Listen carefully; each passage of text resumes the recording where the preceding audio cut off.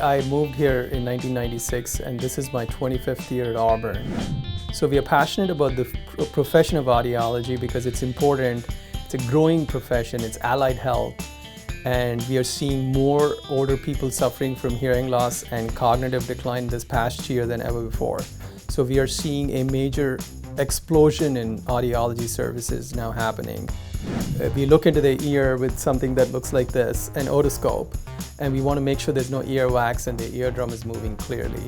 But we look beyond the eardrum and we'll test for things beyond the eardrum, and one of the things that we want to do is see if there's permanent damage to the nerve.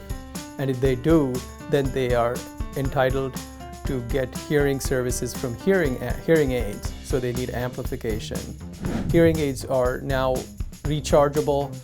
They can be like computers, you know, we can put all kinds of fancy programs on them. People can hear a heck of a lot better than they did in previous years, even from my own experience. And so we have more clarity, we have more cosmetic value, which is big in hearing aids. People don't want to show that they're wearing hearing aids even now. So the profession of audiology can be built into hearing science, which is the science behind hearing tests, which is what we predominantly do. And then the last two things, the hearing aid, and then giving them the rehab that they need. Audiology involves a lot of physics, and sound is wave motion.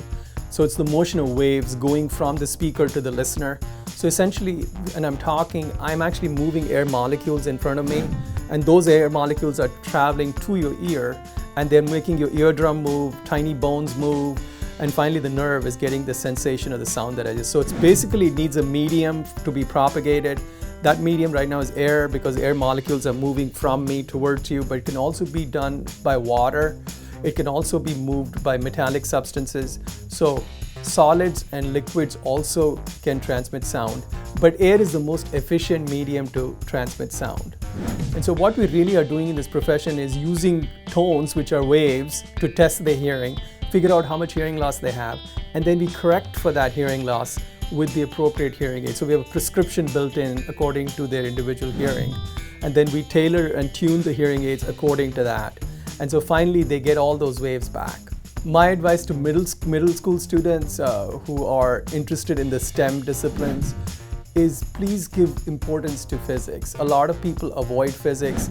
Everything that we do, standing up, walking, driving, laughing, speaking, everything is physics. Hearing is physics.